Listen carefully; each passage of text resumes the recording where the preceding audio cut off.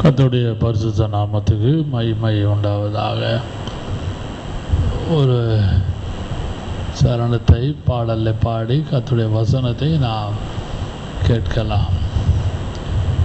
என் தேவனே என் அன்பனே வந்திடுவீர் வல்லமையாய். என் தேவனே என் அன்பனே வந்திடுவீர் வல்லமையாய்.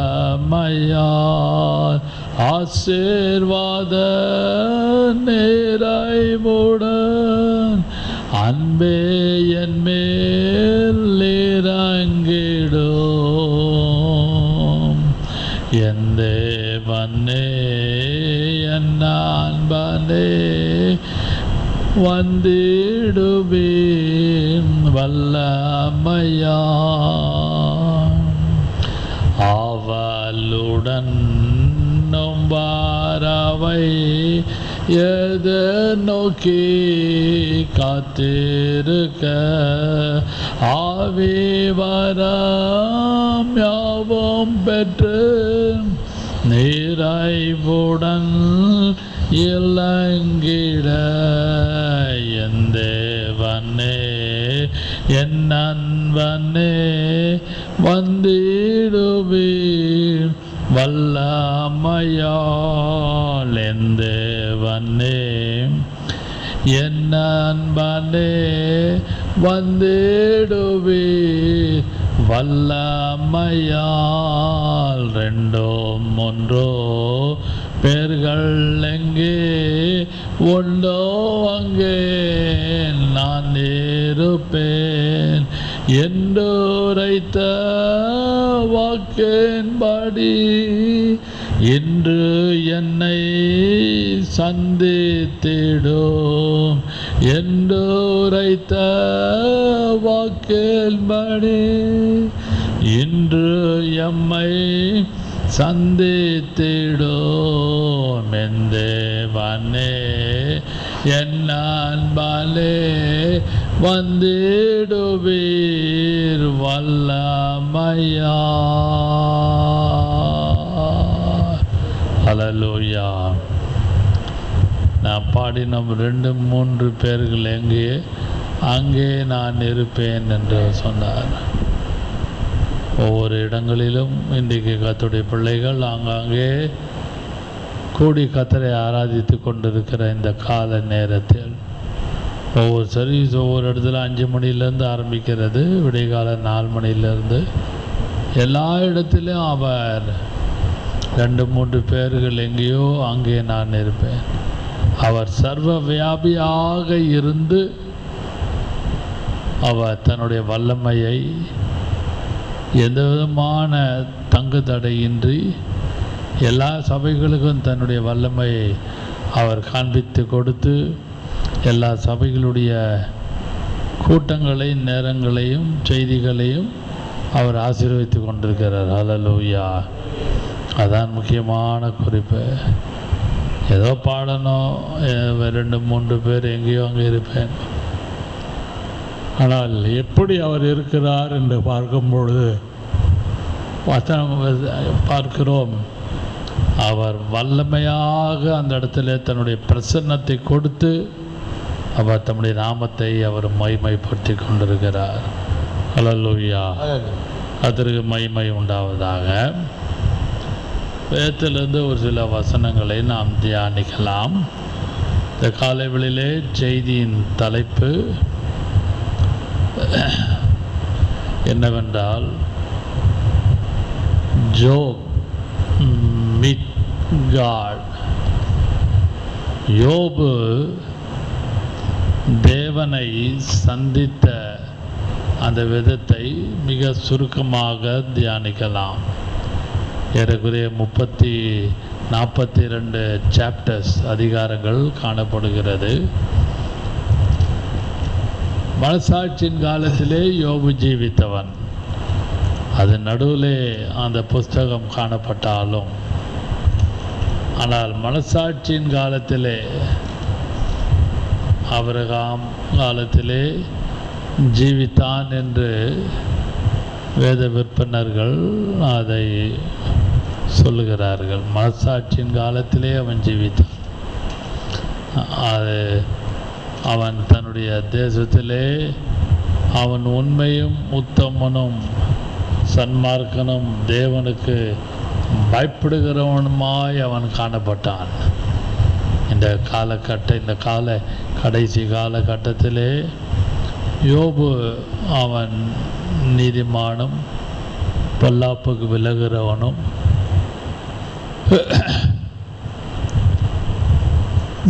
தேவனிடத்திலிருந்து நல்ல சாட்சி பெற்றவனாக அவன் காணப்படுகிறான்.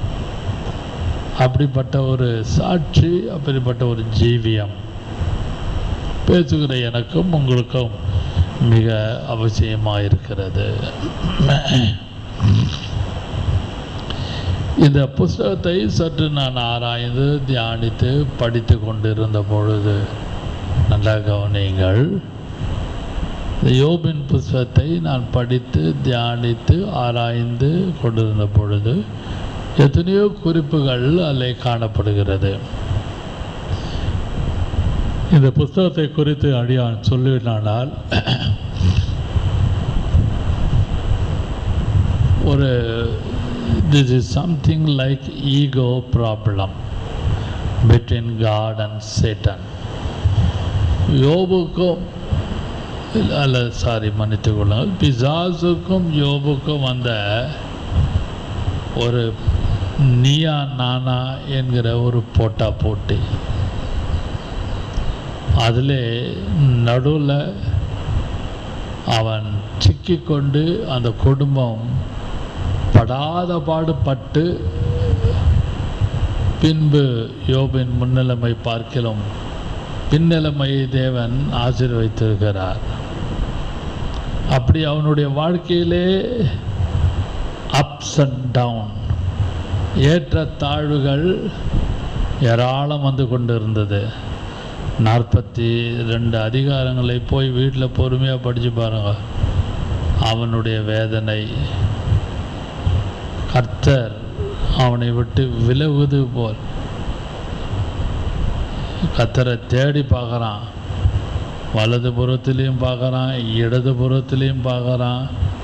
எங்கேயும் கர்த்தர் அவருடைய கண்களுக்கு தென்படவில்லை. நான் சொல்கிற வார்த்தையெல்லாம் வசனம். வலதுபுறம் பார்த்தேன், அங்கேயும் அவர் காணப்படவில்லை. இடதுபுறம் பார்க்குறேன், அங்கேயும் பார்க்க முடியல. பின்பாகம் பார்க்குறான், எங்கேயுமே காட் வாஸ் நாட் ஃபவுண்ட். அன்பான கர்த்தருடைய பிள்ளைகளே, இது அதிகாரம், இந்த புஸ்தகம் நல்ல ஒரு ஆழமான ஆவிக்குரிய ஜீவியத்திலே நமக்கு ஒரு நல்ல அதிகமான படிப்பினை கொடுக்கிறது. ஏன் செய்தியின் தலைப்பு யோபு தேவனை சந்தித்தான். ஜோப் மெட் காட், அல்லது Job the man of God meet. கர்த்தரை சந்திக்கிற அந்த சந்தர்ப்பத்தை, சூழ்நிலையை ஒரு சில காரியங்களாக நான் உங்களோடு பேச நான் விரும்புகிறேன். உதாரணமாக ஓப்பனிங் வேர்ட்ஸ் வசனத்தை சொல்வேனானால், ஆமோஸ் 4ஆம் அதிகாரம் 12ஆம் வசனத்தை வாசிக்கலாம். யோபு 4, ஆமோஸ் 4:12. ஆகையால் இஸ்ரவேலே, இந்த பிரகாரமாக உனக்கு செய்வேன். இஸ்ரவேலே, நான் இப்படி உனக்கு செய்ய போகிறபடியினால் உன் தேவனை சந்திக்கும்படி ஆயத்தப்படு. உன் தேவனை சந்திக்கும்படி ஆயத்தப்படு. அல்லேலூயா, அல்லேலூயா. செய்தியின் தலைப்பு ஜோப் மீட் காட். தேவனை அவன் சந்தித்தான். அவன் யார்? He was very righteous man, நீதிமான். He received testimony from God. He received bad testimony even from Satan also. And also he received bad testimony from his own wife. மனைவி இடத்துலேருந்து ஒரு நல்ல சாட்சி அவனுக்கு கிடைக்கல. Whole family was shattered. அவனுடைய குடும்பம் முழுவதும் சிதறடிக்கப்பட்டது. yet he was standing on integrity. அவன் உத்தமத்திலே நிலைத்து இருந்தான். நமக்கு எல்லாம் நன்றாக தெரியும். அதனால்தான் யோபு 1ஆம் அதிகாரத்தில் பார்ப்போமானால் வசனம் சொல்லுகிறது, என் தாசனாகி யோபுவின் மேல் கவனம் வைத்தாயோ. அப்படியானால் உங்களுடைய life, your life and my life are under the heaven, on the face of the earth, God watches and sees. God always watches. And also Satan also watching our to and fro. அவன் அங்கும் இங்கும் நாம் போய்கொண்டு வருகிறதை பிசாசும் பார்த்து கொண்டு இருக்கிறான், கர்த்தரும் பார்த்து கொண்டு இருக்கிறார். ஏன் அதை சொல்கிறேன்னா, கர்த்தர் பிசாத்தை பார்த்து கேட்குறார். 1ஆம் அதிகாரத்தில் படிச்சிங்கன்னா தெரியும், லெஃப்டில் கீழே வரும், நீ எங்கிருந்து வருகிறாய். 1ஆம் அதிகாரத்தில் பார்த்தீங்கன்னா தெரியும், சாத்தானை பார்த்து ஒரு கேள்வி கேட்குறாரு. தெரியுமா, வாசிக்க முடியுமா? கர்த்தர் சாத்தானை பார்த்து, வசனம் என்ன? 1:7. கர்த்தர் சாத்தானை பார்த்து, நீ எங்கே இருந்து வருகிறாய் என்றார். சாத்தான் கர்த்தருக்கு பிரதியுத்தரமாக, பூமி எங்கும் உலாவி அதில் சுற்றி திரிந்து வருகிறேன் என்றான். அல்லேலூயா. அவனைகள், நீ எங்கிருந்து வருகிறாய்? பூமி எங்கும் சுற்றி திரிந்து. ஆனால் எல்லா பயபக்தியோடு இந்த வார்த்தையை பேசுகிறேன், கவனியுங்கள். பூமி எங்கும் உலாவி, அதாவது கர்த்தரும் ஒரு சர்வ வியாபி தான், பிசாசும் ஒரு சர்வ வியாபி தான். In bad attitude, in good attitude, God is omnipresence. நல்ல தன்னுடைய சமூகத்தை சர்வ வியாபியாக காணப்படுகிறார். In other side of the coin, Satan also something like a bad, with bad attitude. அவனும் ஒரு கெட்ட நோக்கத்தோடு சர்வ வியாபியாக காணப்படுறான். ரெண்டுத்துக்கு வித்தியாசம் இருக்குது. நான் சொல்கிறதில்ல, வசனம் இருக்குதான்னு கேட்கலாம். படித்து தியானம் பண்ணிங்கன்னா இதெல்லாம் ஒரு குறிப்பு தான். நான் ஒரு முன்னுரையாக மேலோட்டமாக பேசுகிறேன். இந்த புஸ்தகத்தை சற்று ஆழ்ந்து படித்து பாருங்கள். நிறைய மறைபொருள் இன்சைட் காணப்படுது. அவனும் ஒரு சர்வ லோகத்திலே சர்வ வியாபியாக ஒரு கெட்ட எண்ணத்தோடு சுற்றி திரிகிறான். தேவன் சர்வ வியாபியாக நல்ல விஷயமாக அவர் நம்மை பார்த்து கொண்டிருக்கிறார். ஹல்லேலூயா. ரெண்டும் நன்றாக விளங்கி கொள்ளுங்கள். இந்த அதிகாரத்தை யோபு புஸ்தகத்தை வாசிக்கும் பொழுது செய்தியின் தலைப்பை மறக்க வேண்டாம். ஜோப் மீட் காட். யோபு தேவனை சந்தித்தான் என்று சொல்லும் பொழுது, அவனுக்கு வந்த எல்லா பாதையிலும் அவனுடைய ஃப்ரெண்ட்ஸ் அவனை டீக்ரேட் பண்ணினாங்க. அவனுடைய நண்பர்கள் அவனை தூக்கி எறிந்து பேசினார்கள். அவனுடைய குடும்பத்தார் அவனுக்கு ஒத்துழைப்பு இல்லை. இன்றைக்கி அநேக குடும்பங்களில் மனைவி ஒத்துழைக்க மாட்டாங்க, புருஷன் ஒத்துழைக்க மாட்டார், பிள்ளைங்க ஒத்துழைக்காது. நம்மளே விழுந்து விழுந்து ஜோம் பண்ணி பைபிளை படித்து விழுந்து எழும்பி நம்மளா அவைக்குரிய ஜீவித்தில் தட்டு மாதிரி போயிட்டுருக்கிறோம். நான் சொல்லுகிற வார்த்தை ஒரு சிலருக்கு இட்ஸ் அ ப்ராஃபட்டிக்கல் அட்டரன்ஸ். நல்லா யோசிங்கள். நம்மளே பைபிள் படித்து ஜெபம் பண்ணி கத்திரத்தில் போராடி கேட்டு அழுது இதை தாரும் இதை செய்யும் அப்படி தாரும் இப்படியெல்லாம் காத்துக்கொள்ளும் என்று ஒன் சைடு ஒரு பக்கமாக இருக்கிறோம். Family is not standing with husband, family is not standing with wife, children is not standing with parents, although whole family was God-fearing family, taken baptism, speaking in tongues. எல்லாம் இருந்தும் அவங்களுக்கு அந்த spiritual attitude குறைவாக இருக்கும். யாருக்காவது ஒருத்தருக்கு தான் spiritual attitude ரொம்ப அதிகமாக இருக்கும். கம்மிங் டு த பாயிண்ட், இந்த யோபு தேவனை சந்தித்தான் என்று சொல்லும் பொழுது God review is creation. யோபு 38ஆம் அதிகாரம் 1வது வசனம்.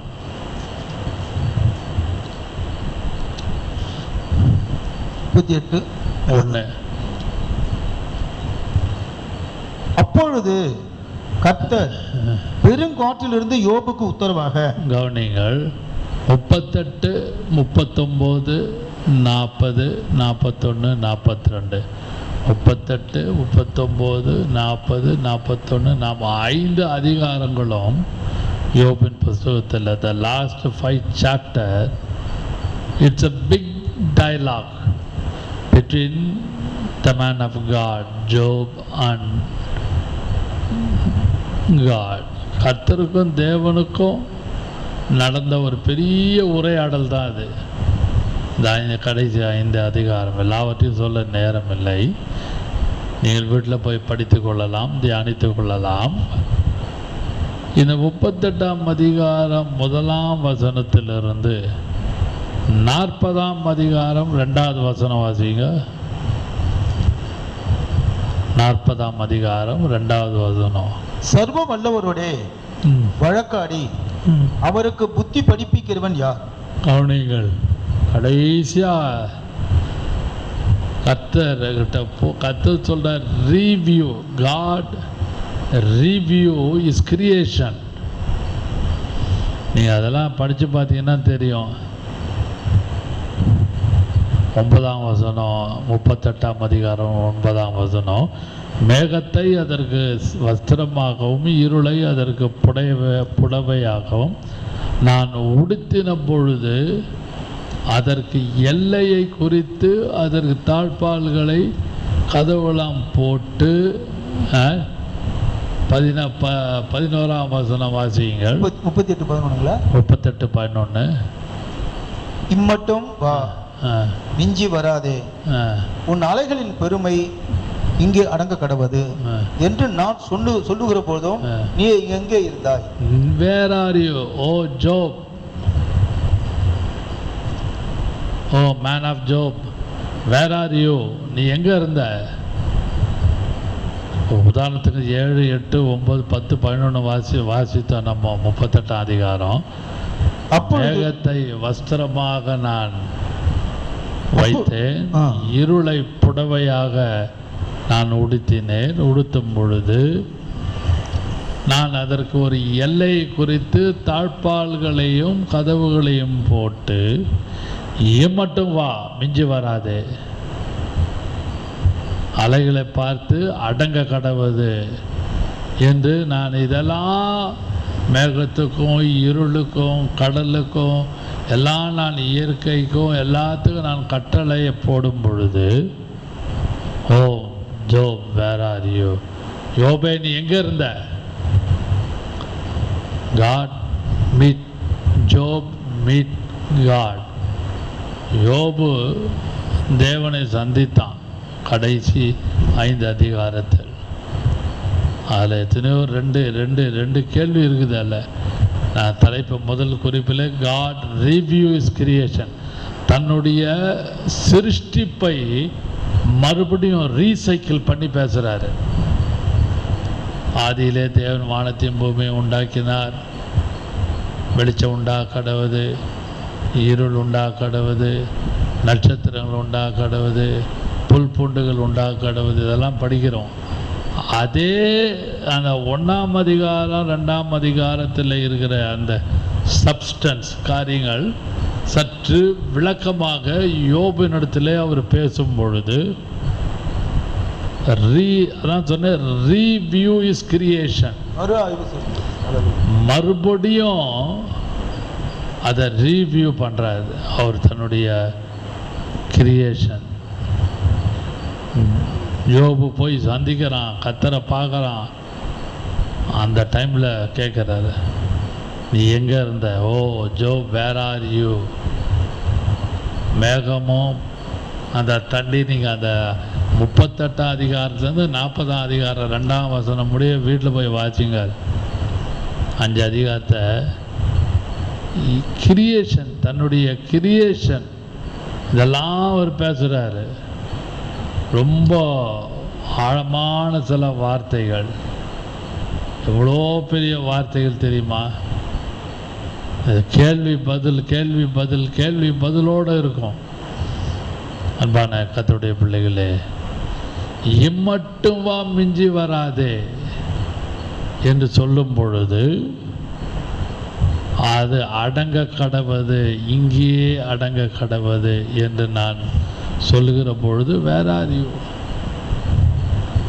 அன்பான கர்த்தருடைய பிள்ளைகளே, பரிசுத்த ஆவியானவர் உங்களுக்காக சில காரியங்களை மிஞ்சி போவாதபடி பார்த்து கொள்வார். Beyond is control. தன்னுடைய கட்டுக்கு மிஞ்சி போகாதபடி. நம்ம ஈஸியாக சண்டையில் ஆர்கியூமெண்ட்டில் சொல்லுவோம், இன்னும் ரொம்ப பேசுகிற, ரொம்ப மிஞ்சி பேசுகிற, ஒரு கண்ட்ரோல் இல்லாமல் பேசுகிற, அளவுக்கு மிஞ்சி பேசுகிற ஆனும். அதுபோல் இம்மட்டும் வா மிஞ்சி வராது. இயற்கைக்கு தேவன் சில தடைகளை டோன்ட் கம் ஸ்டாண்ட் தேர் என்று சொல்கிறாரு. மிஞ்சி வராது. அதுபோல் உங்களுடைய தனிப்பட்ட வாழ்க்கைக்காக, உங்களுடைய குடும்பத்துக்காக, உங்களை சீர்படுத்துவதற்கும் பலப்படுத்துவதற்கும் ஸ்திரப்படுத்துவதற்கும் உங்களை சுற்றி உள்ள காரியங்களை தேவன் பார்த்து கொண்டு அந்த காரியத்தெல்லாம் தடைகளை நீக்கி மிஞ்சி வராதபடி உங்களை இரத்தத்தால் மூடி பாதுகாத்து கொண்டு வருகிறார். ஹல்லேலூயா. 38, 39 42 ரொம்ப ஆழமான சப்ஜெக்ட். எல்லாவற்றுக்குள்ளும் போல முதல் குறிப்பு என்னவென்றால், God review his creation. அதே முதல் குறிப்பில் Job relinquishes his challenge. அதே குறிப்பில் சொல்வேனானால், Job, the man of God, relinquishes his challenge. அப்படியானால் தன்னுடைய சவால், தன்னுடைய சேலஞ்சை கைவிட்டுறான். நீ எங்கே இருந்தப்பா யோபே? நீ எங்கே இருந்த? காற்றையும் கடலையும் பார்த்து அடக்கி மிஞ்சி வராது சொல்லும் போது வேர் ஆர் யூ? நீ எங்கே இருந்த? அதுக்கு he relinquishes his challenge. அவன் தேவனிடத்திலே ஒரு சவாலாக நின்று பேசுகிறான், ஒரு சேலஞ்சோடு பேசுகிறான். நீங்கள் 5 அதிகாரத்தை வீட்டில் போய் வாசித்து பாருங்கள். அதுக்கு உதாரணமாக வசனத்தை சொல்லுகிறேன். யோபு 40ஆம் அதிகாரம் 3, 4, 5 வாசிக்கலாம். அப்பொழுது யோபு கர்த்தருக்கு பிரதியுத்தரமாக, இதோ நான் நீசன், நான் உமக்கு என்ன மறு உத்தரவு சொல்லுவேன்? என் கையினாலே என் வாயை பொத்திக் கொள்ளுகிறேன். என் கையினாலே வாயை பொத்திக் கொள்ளுகிறேன். நான் 2 தரம் பேசினேன், இனி நான் பிரதி உத்தரம் கொடாமலும் பேசாமலும் இருப்பேன் என்றான். அப்பொழுது கர்த்தர் பெருங்காற்றிலே இருந்து, போதும் நான் சொல்ற வரைக்கும் வாசிங்க. 3, 4, 5 3, 4, 5 40ஆம் அதிகாரத்தில்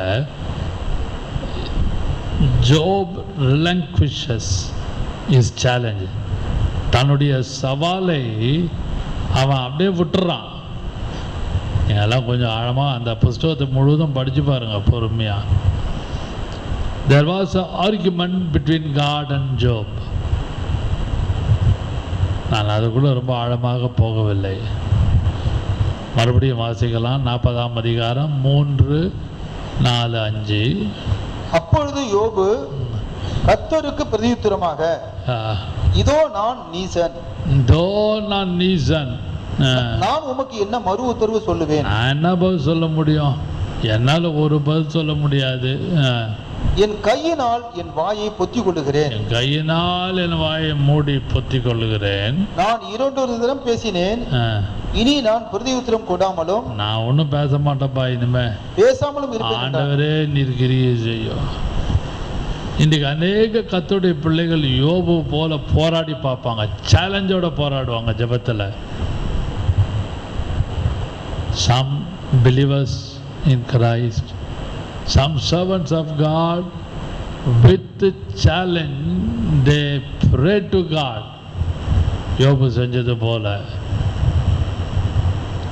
யோபு தன்னுடைய சில காரியத்தில் மிஞ்சி பேசுகிறான். நீ அதை உள்ளலாம் நான் சப்ஜெக்ட் உள்ள ரொம்ப ஆழமாக போக நேரமில்லை.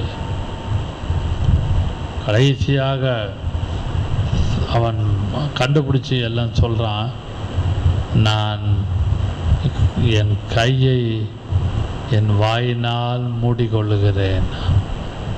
இல்லை, வாயை கையினால் மூடிக்கொள்ளுகிறேன். கையினால் என் வாயை பொத்திக் கொள்ளுகிறேன். கையினால் என் வாயை மூடிக்கொள்ளுகிறேன்.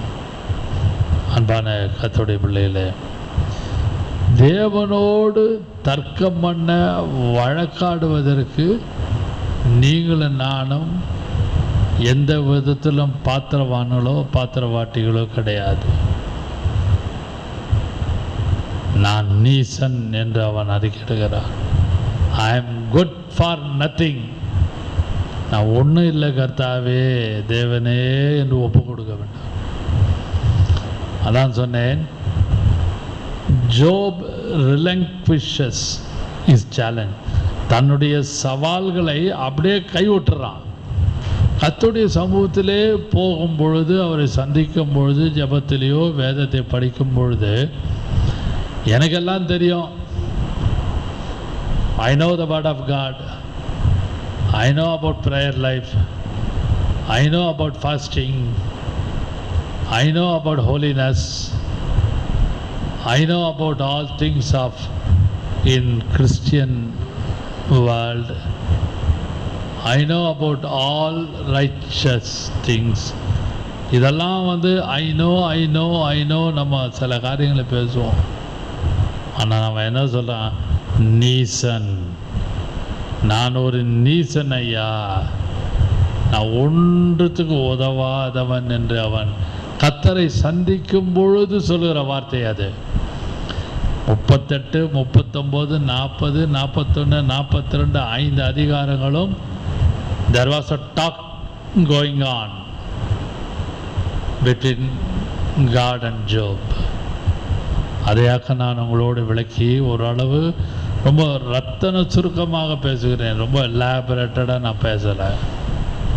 அன்பான கர்த்தருடைய பிள்ளைகளே, கர்த்தருடைய சமூகத்தில் எல்லாவற்றையும் கைவிட்டுட்டு அமைதியாக இருந்து கர்த்தர் பேசுவதை கேட்பதற்கு நீங்களும் நானும் பாத்திரவான்களாக பாத்திரவாட்டிகளாக இருக்க வேண்டாம். அதான் குறிப்பு. அதான் ஜோப் ரிலங்க்விஷ்னஸ் இஸ் சேலஞ்ச். அவன் தன்னுடைய சேலஞ்சை கைவிடுறான்.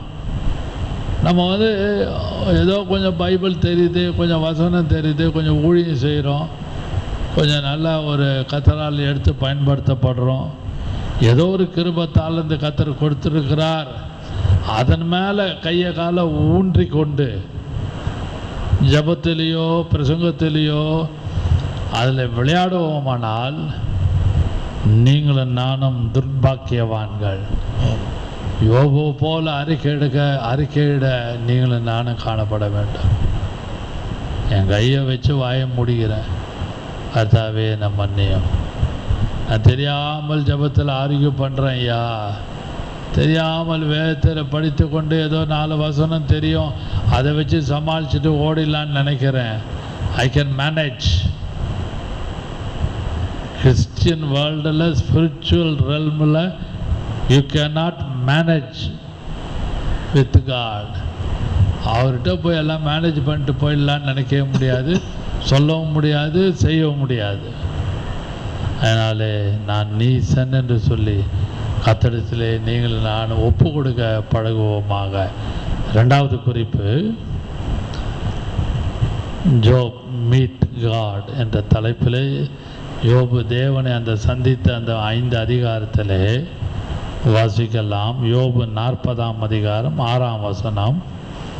அப்பொழுது கர்த்தர் பெருங்காற்றில் இருந்து யோபுக்கு உத்தரவு அருளினார், இப்போதும் புருஷனை போல நீ அறை கட்டிக்கொள். கவனிங்கள், அங்க அவனுடைய செல்ஃப் ரைச்சஸ்னஸ் இருக்கு. 40ஆம் அதிகாரம் 6ஆம் வசனத்திலிருந்து 41ஆம் அதிகாரம் 34வது வசனம் முடிய வீட்டில் போய் வாசிங்க. அதெல்லாம் ரொம்ப கர்த்தரோடு அவனுக்கு இருக்கிற தர்க்கங்கள், வாக்குவாதங்களை குறித்து எழுதப்பட்டிருக்கு. எல்லாவற்றையும் சொல்ல நேரமில்லை. நீங்கள் அந்த இடத்துல 40ஆம் அதிகாரம் 6ஆம் வசனத்தை வாசிக்கும் பொழுது, அப்பொழுது கர்த்தர் பெருங்காற்றிலிருந்து யோபுக்கு உத்தரவு. யோபு சொல்கிறாரு, நீ புருஷனை போல அறை கட்டிக்கொள், நான் உன்னை கேட்பேன், நீ எனக்கு பதில் சொல்லு. Teacher and student. இந்த வசனத்தில் பார்த்தீங்கன்னா வாசிங்க 7ஆம் வசனம். இப்பொழுதும் புருஷனை போல நீ அறை கட்டிக்கொள், நான் உன்னை கேட்பேன், நீ எனக்கு உத்தரவு சொல்லு. நல்ல விளங்கும்படியாக நான் சொல்லேன்னா, ஒரு கிளாஸ் ரூமில் ஒரு வாத்தியாரும் ஒரு மாணவனும் எப்படி ஏன்ச்சின்னு பதில் சொல்லணும், உக்காந்தே பதில் சொல்ல முடியாது.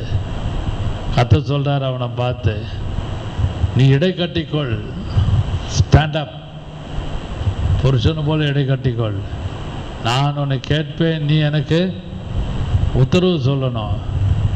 வீட்டில் கூட சொல்லுவோம், நான் உன்னை கேட்பேன், உன்னால் பதில் சொல்ல முடியுமா? I'll ask one question. Can you able to answer? Proper answer to me? நான் கேட்குற கேள்விக்கு பதில் சொல்லுவியா நீ? புருஷன் மனைவி பார்த்து கேட்பாங்க, மனைவி புருஷனை பார்த்து கேட்பாங்க, தாய் தாப்பா பிள்ளைங்கிட்ட கேட்பாங்க, என் பிள்ளைகளே பேரண்ட்ஸை கேட்கும், நான் கேட்குற கேள்விக்கு உங்களால் பதில் சொல்ல முடியுமா? அதுபோல தான் யோபுவின் இடத்துல கர்த்தர் சொல்கிறார், புருஷனை போல இடை கட்டிக்கொள், அறை கட்டிக்கொள், gird up your loins, கட்டிக்கொள், நான் கேட்கறதெல்லாம் பதில் சொல்லு. அந்த 40ஆம் அதிகாரத்திலிருந்து 41ஆம் அதிகாரம் 34ஆம் வசனம் முடிய பொறுமையாக வீட்டில் போய் வாசித்து பார்த்தீங்கன்னா ரொம்ப அங்கே அவனுடைய செல்ஃப் ரைச்சஸ்னஸ், சுயநீதி உடைகிறது. எல்லாம் கொஞ்சம் ஆழமாக படித்தா தான் உங்களுக்கு விளங்கும் அந்த வசனம், வாக்கியங்கள், விளக்கங்கள்.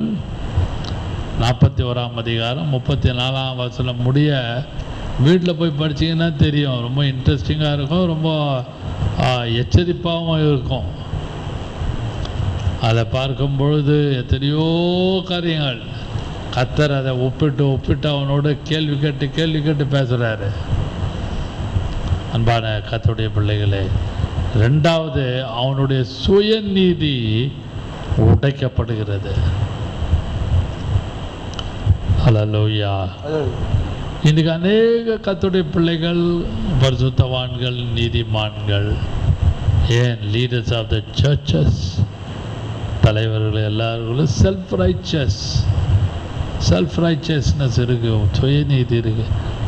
அதை வச்சுக்கிட்டு அதை சமாளிக்கிறாங்க. அதை வச்சுக்கிட்டு நான் பாவம் செய்யலை, நான் ஒன்றும் இல்லை, ஐ எம் ஓகே, நான் ரொம்ப நீதிமான், பரிசுத்தவான் என்று யோசிக்கிறது உண்டு.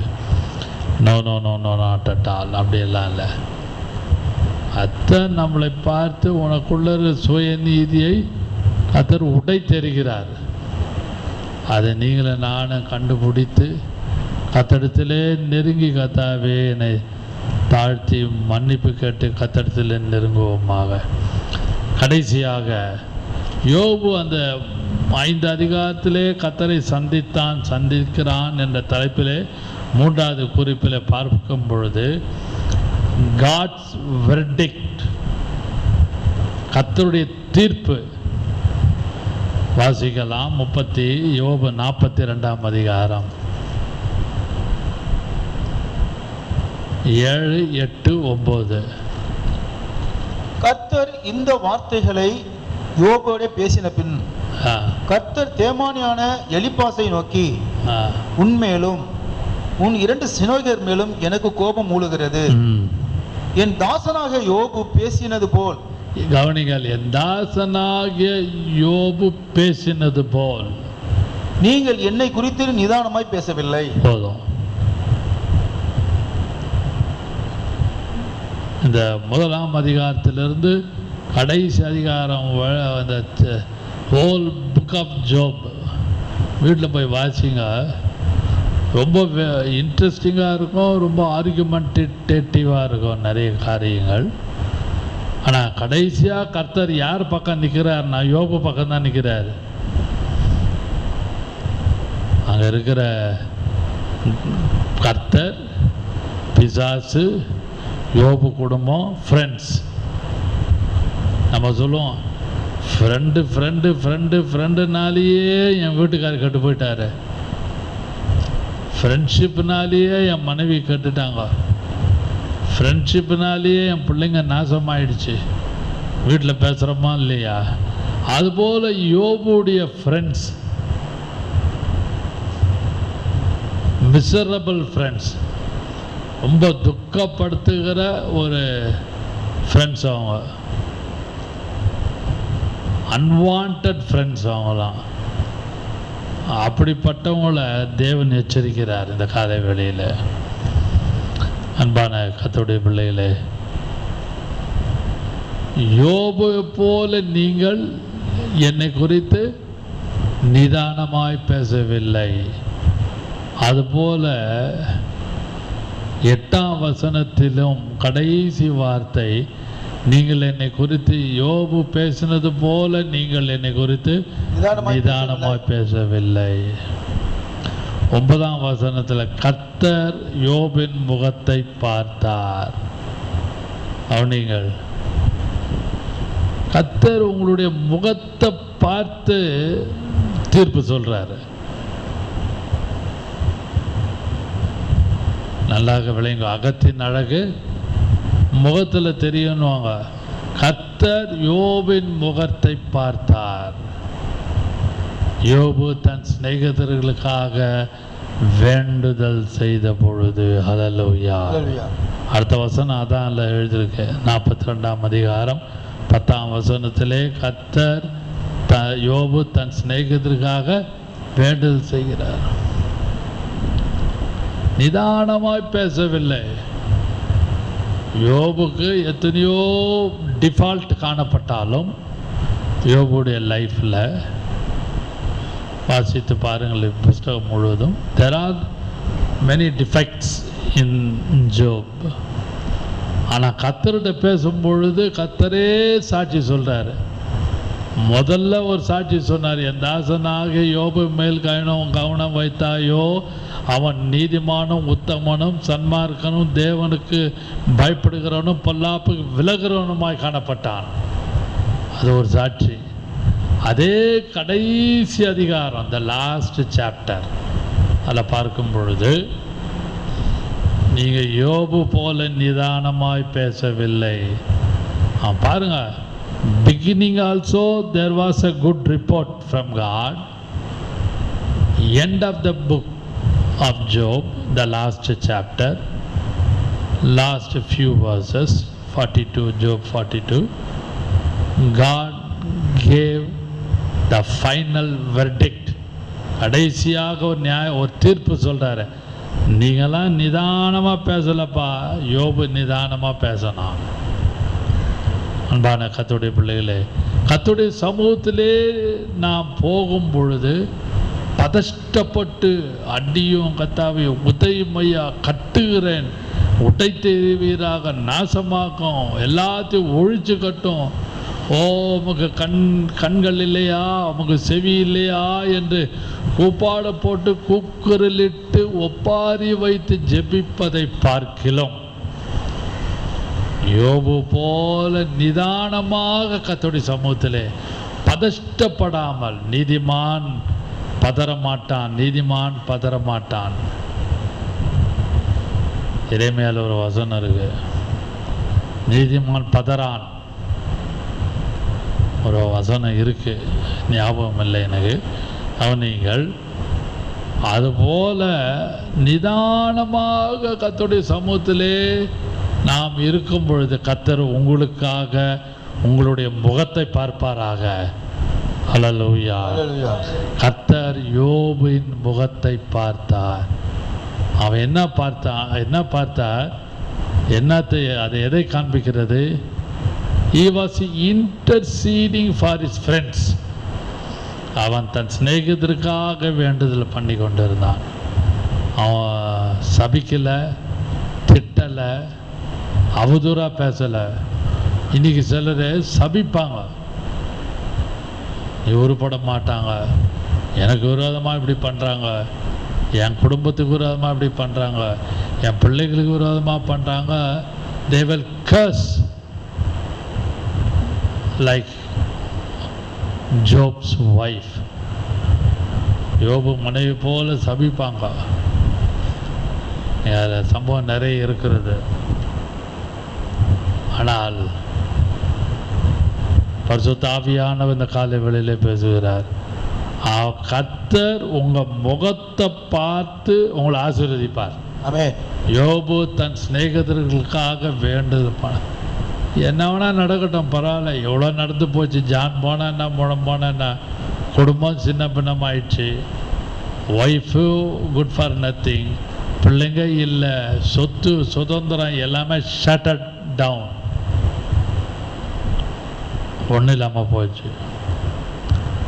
ஆனால் கர்த்தர் யோபுடைய முகத்தை பார்த்து அவருடைய முன்னிலைமை பார்க்கிலும் பின்னிலைமையை கர்த்தர் ஆசீர்வதித்தார். ஹல்லேலூயா. வாசிக்கலாம் 10ஆம் வசனம், இதோடு முடிக்கிறேன். யோபு தன் சிநேகிதருக்காக வேண்டுதல் செய்த போது கர்த்தர் அவன் சிறையிருப்பை மாற்றினார்.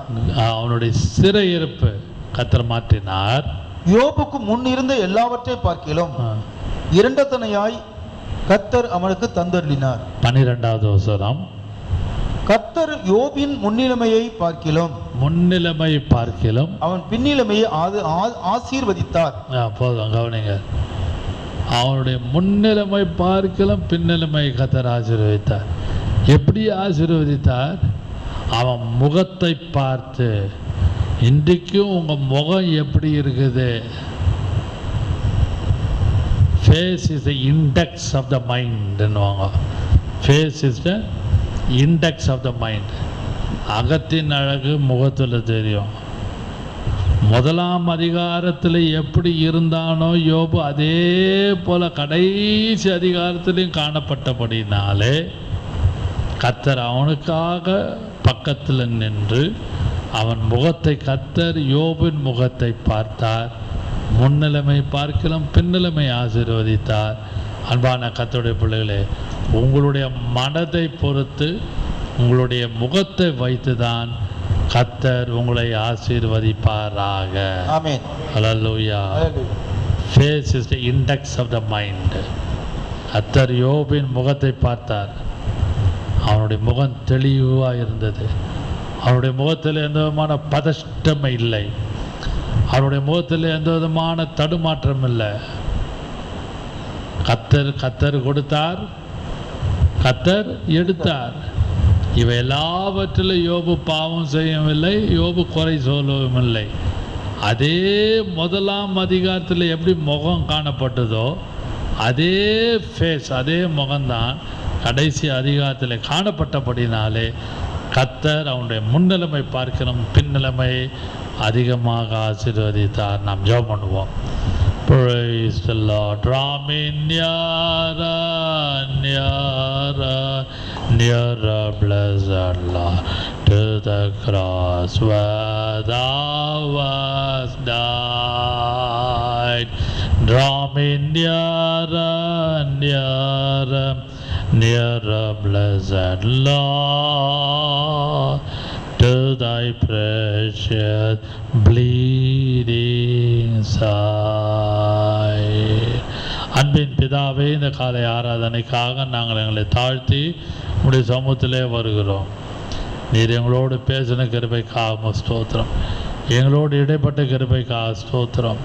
கர்த்தாவே, யோபினுடைய முகத்தை பார்த்து நீர் எல்லாவற்றையும் மறுபடியும் ஆசீர்வதித்து போல எங்களுடைய முகம் வெட்கப்படாமல் எங்களுடைய முகத்தை பார்த்து குடும்பத்தை ஆசீர்வதிப்பீராக.